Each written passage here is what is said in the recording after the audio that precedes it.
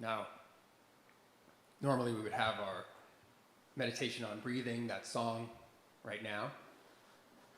But again, we're changing it up a little bit today.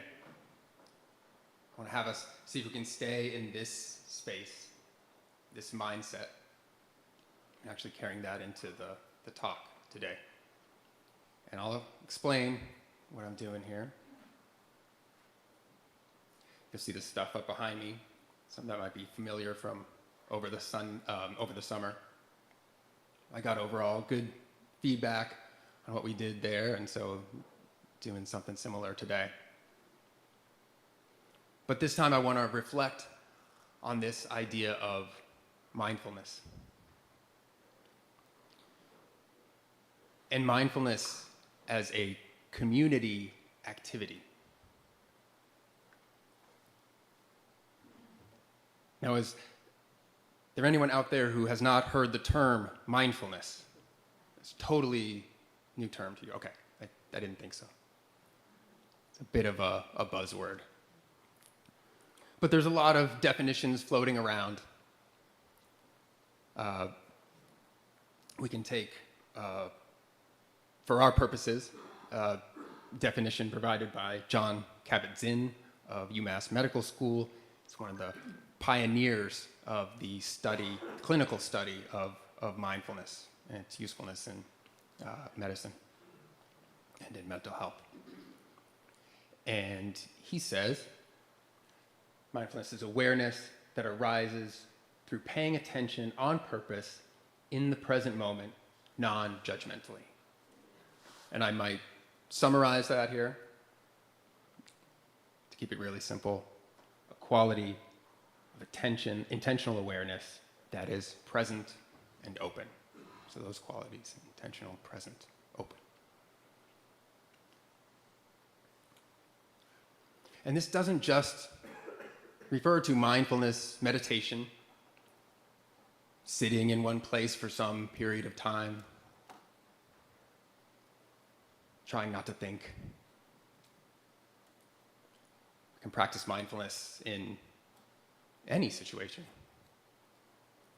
Once you get a sense of what it is, it can be helpful to practice it while you're walking, while you're eating, while you're brushing your teeth. You can be mindful of brushing your teeth and what that experience is.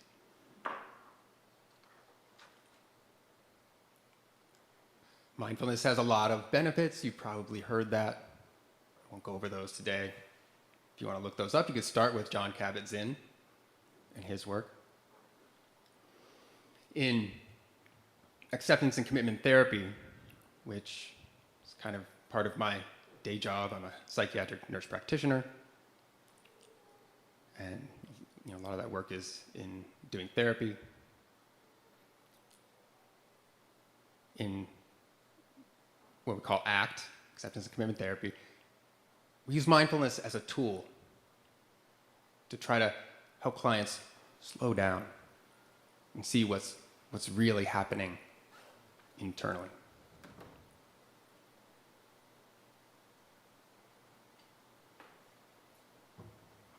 We try to recognize patterns of feelings, thoughts, related behaviors where maybe we get stuck. We try to recognize what's most important and make changes guided by our values. And there's, I've said before, solid evidence for ACT as something that's clinically helpful. It's also effective as a coaching tool outside of the clinical psychology space. So already when we talk about therapy and coaching, we're talking about a communal activity. In fact, one of the developers of ACT, the title of his book is Mindfulness for Two. It's actually what we're doing in the therapy space, trying to hold a space with and for our clients and ourselves as well, actually. A space where we can look at these things.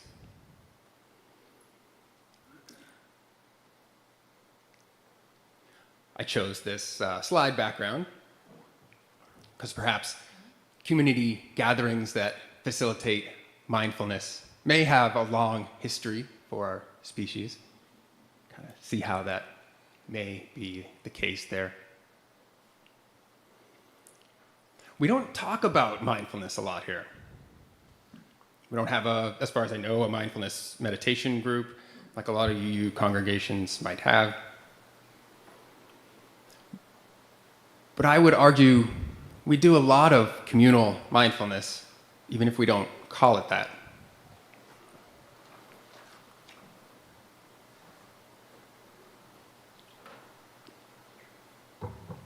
Here's a gathering around a fire at Retreat to the Woods. We're talking about the emotion of awe, and I experienced a lot of mindfulness there. So we can just replace those guys on the campfire with ourselves. We do mindfulness.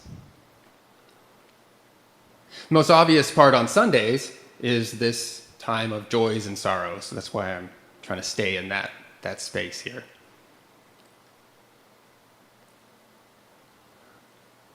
I'll review those words. We say we are here for one another, we're present. And we open up to the joys, the sorrows, the milestones, the whole range of human experience. And it's more than the words, right, that signals this shift. My voice slows, gets a little softer. If I'm sitting out there, or for you guys, maybe it's shifting in your seat a little bit. If you're slouching like I usually do, you might sit up a little bit. And if you're leaning forward, you might rest back a little bit. Sort of a particular way of being. If there's any chatter going on, that'll usually subside. A lot of research suggests that we pick up on these cues from one another. I don't think we've tested it here, but most likely our heart rate also slows down. Our breathing slows. Typically, along with these physiological changes, we will have a mental and emotional shift as well. Maybe our thoughts slow down. Maybe we feel more relaxed. Maybe we don't. But maybe we're more aware and just a little less reactive to the things around us, just noticing. Can you sense this thing that we're doing together? Does it make sense what I mean by creating space for each other? Okay.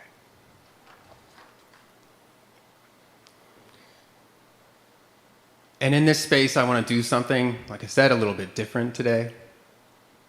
I want to ask some questions that might be difficult. Don't feel pressure to participate. You can sit back and watch, listen. It's important to say this is not group therapy, even though I borrow some concepts from that setting. And still, I'll remind you, even though this is always the case, you can, at any point, step out. Actually, some people probably will step out for different reasons, going down to cook or the bookstore or whatnot. So do what you need to do to take care of yourself. That said, here's the first question.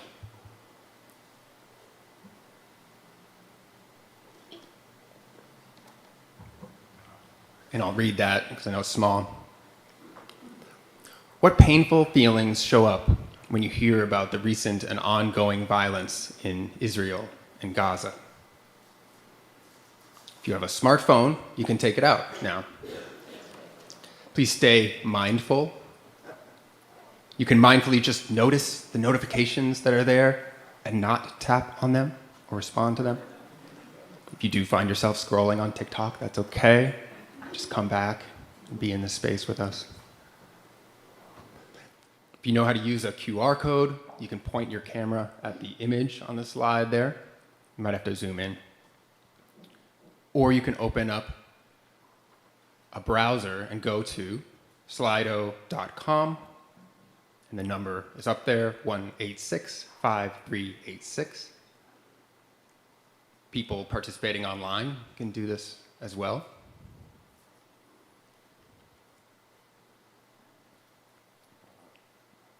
However, if that's not working or you don't have a phone with you,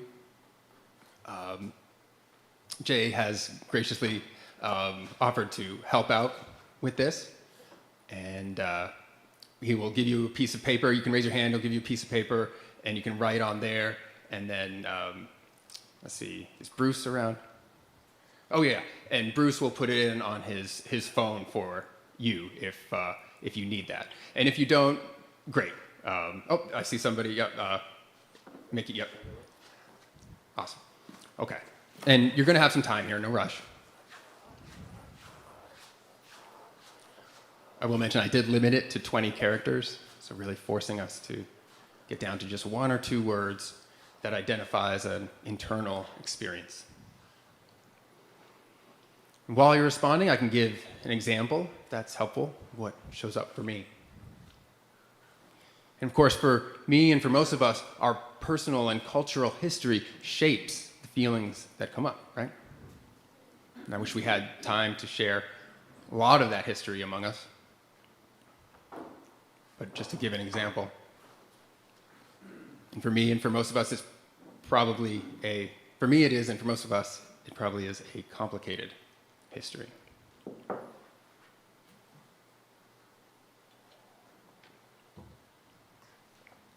Thinking about Gaza, I recall the experience of traveling in the Middle East with a student group in the summer of 1999.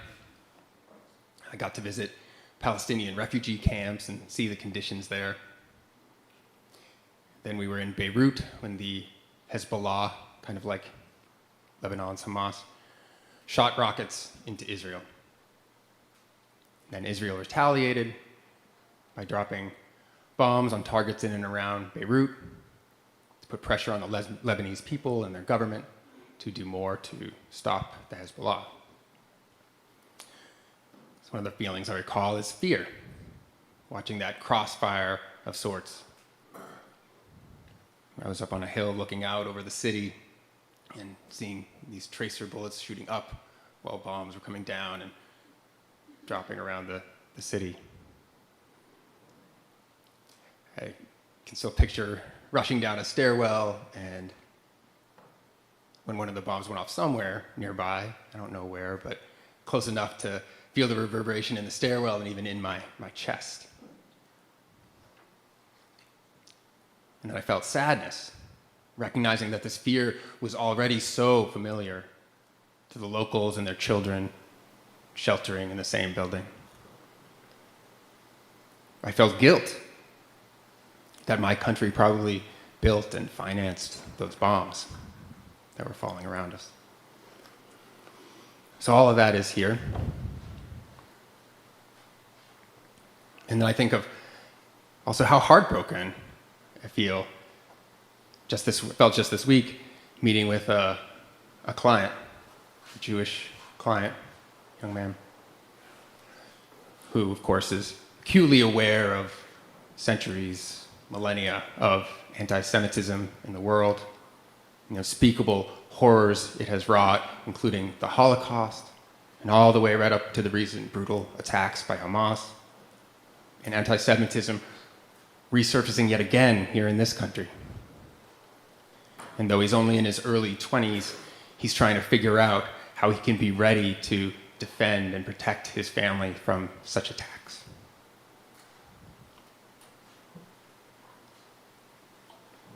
And with all of this together, one of the main things I feel is, and what I put in there, is despair, powerlessness. Not knowing what to do or say that won't feed the flames of this ongoing cycle of violence and oppression that was already old when I was born. Now I'm older. So that's what I put, despair. So let's see what other people noticed, if we can reveal those here. And I'm going to ask Teresa, would you mind coming up to help me here? Can I steal that mic?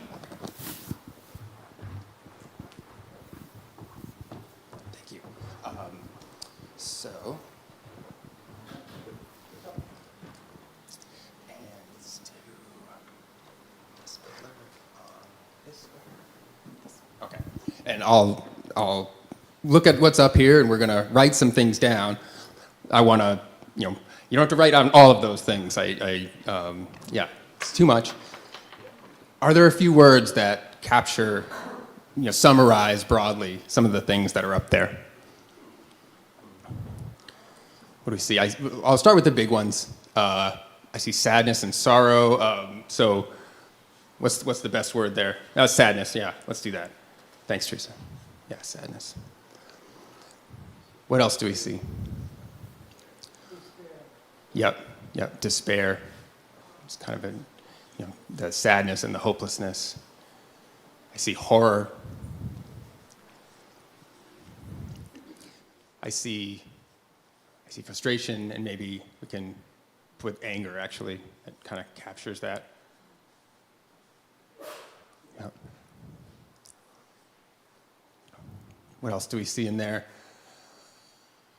Numbness. Excuse me? Numbness, yes. Yeah, I like that. Yep, I see fatigue, similarly fatigue. Like me, I said guilt. I see shame up there. I like that. So let's put, I don't like that, but that's helpful. Oh, wow, I even see nausea. And rage. Yeah, we can put that with anger. And fear. I see a lot of fear.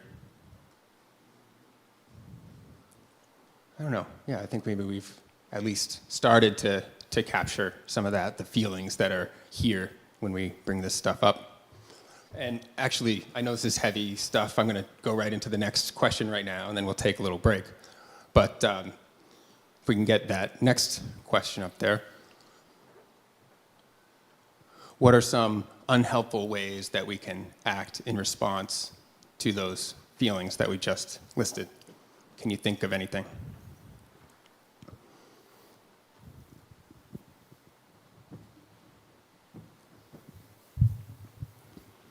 I'm going to give another personal example here. At least initially, when I was hearing about the terrible massacre in southern Israel and the retaliatory attacks that were starting, I felt that hopelessness, that despair. But I was also busy, so it was relatively easy to just focus on work, try to avoid the news, avoid the topic. Through the following week, I was talking with my Tuesday group and some others of you that helped me to recognize my own avoidance was getting in the way of living out my values. At the very least, my intention to support all of you was being shortchanged as I tried not to think too much about what was going on. So I said avoiding as the unhelpful behavior, just one of them for me. Let's see what else we found up there.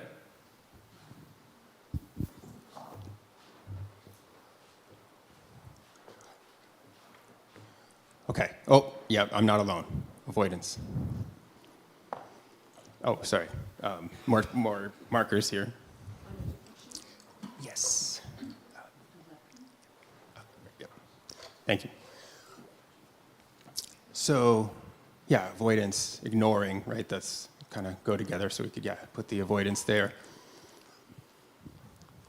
I also see a few things I'll try to summarize here. So I see violence, lash out, along with anger. Let's put lash out. Again, as something that we might do. Blaming, that's a good one.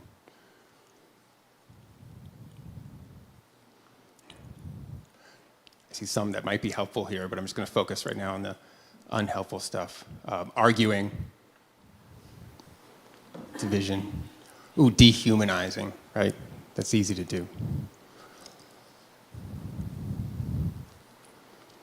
What else sounds like it summarizes some things here?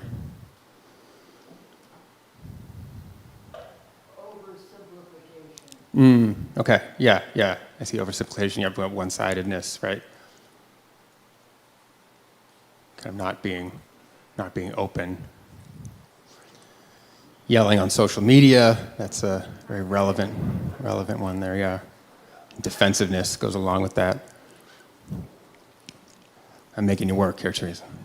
Yeah, we can see some of this stuff going on that shows up when we have these feelings and the behaviors that can come out of that.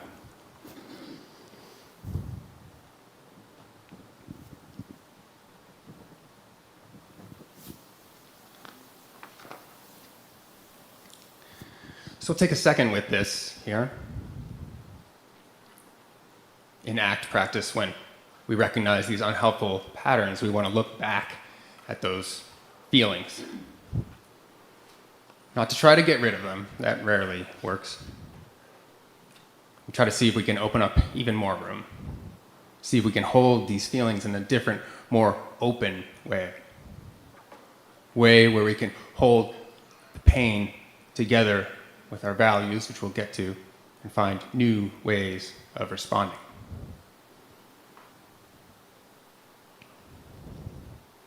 There are many ways to do that, both individually and communally. Just by sharing our feelings up on the screen and up on the wall here, we might feel a little loosening around them. Something that helps me personally to hold feelings in a new way, perhaps because I grew up in the era of grunge and emo, is sad, angsty music. For me, that's usually alone or with a small group of friends. But since you are all willing to do this with me, I thought I'd take some risk here too and share that with you. So give me one moment here. Excellent.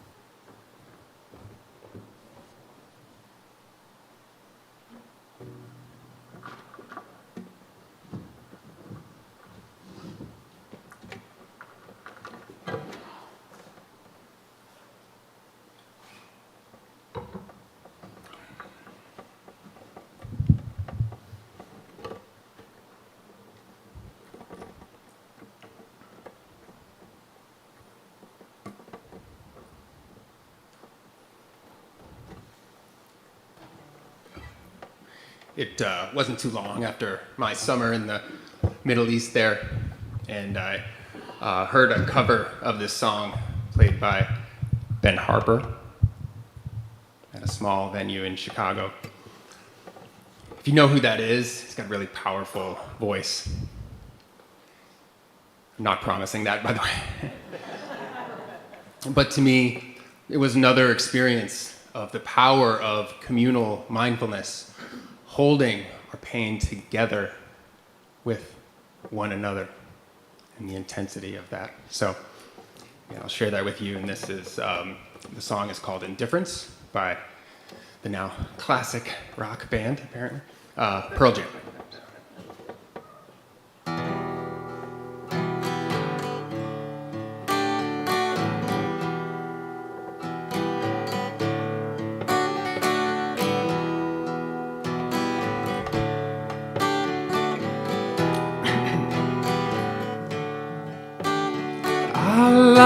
The match this morning, so I won't be alone.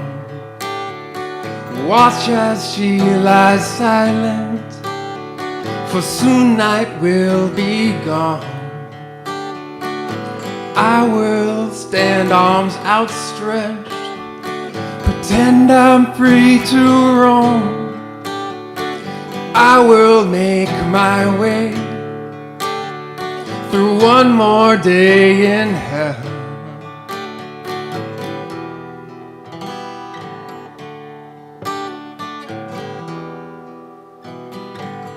Here's the chorus. How much difference does it make? Oh, how much difference does it make? You're welcome to join in next time you hear that.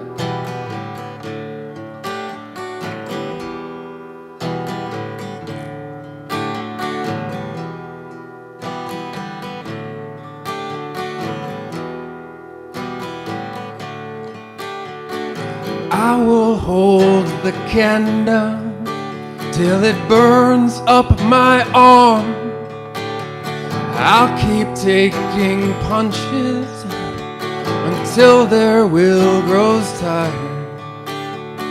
I will stare the sun down until my eyes go blind. And I won't change direction, and I won't change my mind. How much difference does it make? Oh, how much difference does it make?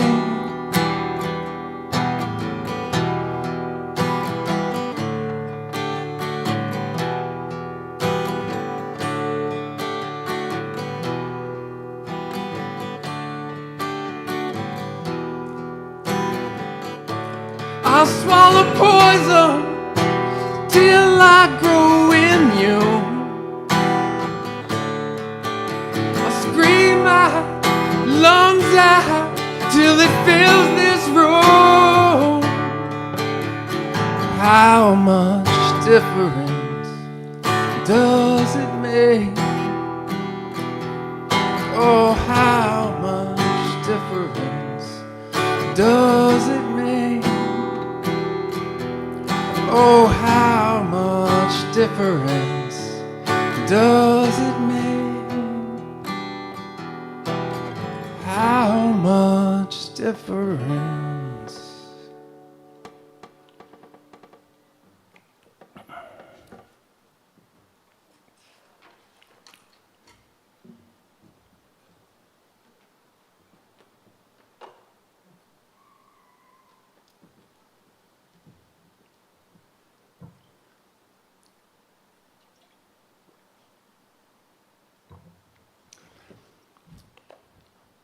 Pretty heavy, heavy song there.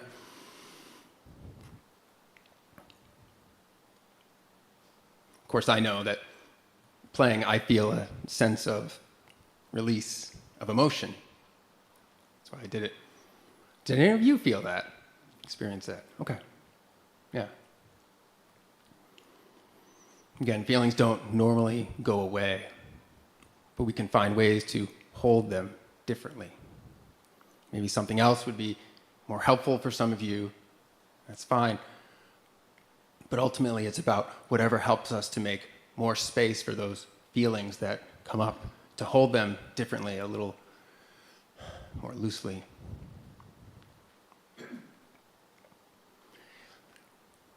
Then we might be able to acknowledge the pain while also recalling our values.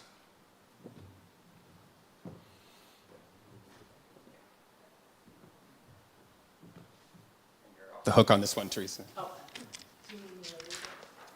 I will, yeah. Thank you.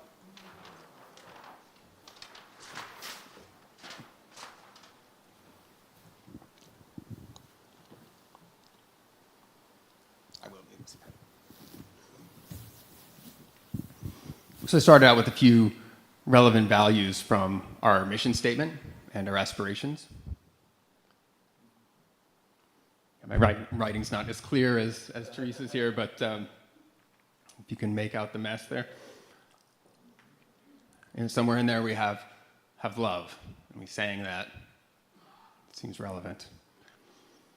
David's talk at the beginning of the month focused on change, and specifically change not just for its own sake, but towards these values: justice, compassion, peace. David's also been talking about community, that mutual helpfulness, serving one another that I was forgetting. And as David pointed out last week, these values don't just reflect us. It's actually this society, since its inception 140 years ago or so, yes. And they've been reshaped, expanded, clarified, updated by past members as they carried those values in dialogue with history, with the pain of their present moment. And now here we are with the realities of this present moment. There are painful realities here, right? But if we hold our pain, our feelings together, we can move in a direction, the direction of our values as a community. As humans, when we feel safe enough, it doesn't have to be absolutely safe, but safe enough to respond according to our values, our dreams, our hopes, rather than just our fear and pain, that's when we're at our best. That's when we can open up there too and find creative solutions, new ways to respond. So with these values in mind, and maybe others that you want to bring to this, let's go to our last question here. What actions could you imagine taking in response to this situation that would be consistent with our values? Again, let's be creative here. I'll give another personal example to break the ice here.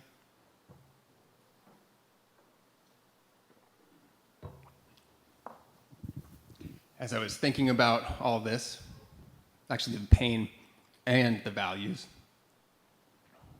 I was recalling a theme in the Hebrew scriptures of expressing grief, anguish, fear, anger, desperation. By doing what? Does anybody know? How that might be expressed in the Hebrew scriptures? I'll tell you the answer, but just for fun. Okay. Well, you're going to kick yourself because you know it. A lot of you do, because I know you guys know this stuff. That image of sackcloth and ashes. It's not a very modern idea. I was imagining a kind of street theater protest that might draw on this theme in the very heritage that relates to some aspects of this conflict. So that's what I said. I said sackcloth and ashes. It's kind of wacky, right? And maybe you think that's a terrible idea, that's fine. But again, this is not about proposals right now. It's just about opening up to possibilities. The possibilities that our values might inspire if we're really open. So let's see what you all said.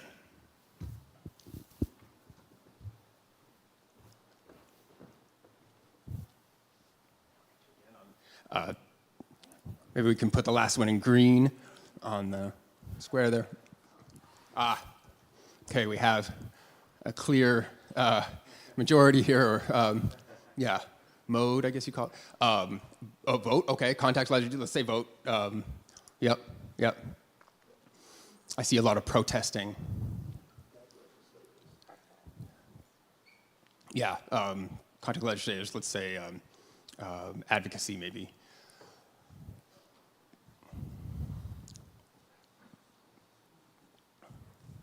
I see, I said protest, okay. I see promote dialogue, kind of education, those kind of things, yep. Donating. I see some places to donate to, so we'll just say, donating. I see, well, actually there's more stuff related to education and learning, so maybe we'll say learn, or, education's great. Okay. I see singing. Yeah, it's a part of it. Singing, yeah. Anything I'm missing there that seems like it summarizes some of this stuff?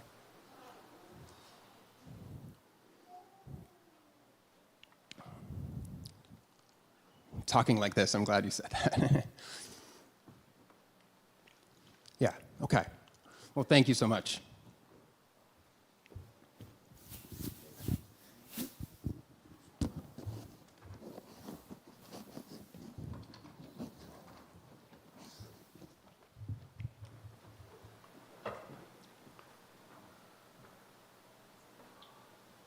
Again, our purpose in this space was not to come to some specific action proposal. Hope maybe some people will be inspired by what we saw there. But our main purpose was to hold all of this together as a community. Over the last couple of weeks, David has spoken about the secular idea of religious culture, which this community was founded upon and which John Dewey helped to articulate. Our shared awareness of the world around us, our shared sense of understanding, our collective consciousness that, as he said, determines who we will be as a community. As David said, this is a thinker. You're a thinker, but this quote is a thinker too. Our congregation is what it is, and I'm paraphrasing, because our founding members and prior members were who they were. And it will be what it will be because we are who we are. Heritage gives way to legacy, which forms the heritage of the future. And I would add that this only happens in the here and now, where we hold together our ideals and hopes, our aspirations, alongside the messy, painful world and our messy, complicated selves. Or as David put it last week, we are amazing, multifaceted, and contradictory beings. What we have is not a God-shaped whole that seeks some universal divine being. Instead, we have this conundrum of human existence, of having human brains, as David said it. And I think you'd agree if I add, it's about having bodies too, because ultimately, thought and feeling cannot be separated. All thoughts exist within a field of meaning and purpose, which are usually experienced viscerally and feed back into how we think. They're part of how we think. The whole in our hearts relates to this, our paradoxical capacity to contain both the real and the ideal. And there's another quote from John Dewey's Common Faith. Clear and intense conception of a union of ideal ends and with actual conditions, the ideal and the real is capable of arousing steady emotion. It may be fed by every experience, no matter its material. Mindfulness. He continues, the function of such working union of ideal and actual seems to me identical with the force that has in fact been attached to the conception of God in all the religions that have spiritual content, and a clear idea of that function seems to me urgently needed at the present time. He wrote that in 1934. Hitler and the Nazis had taken power the prior year.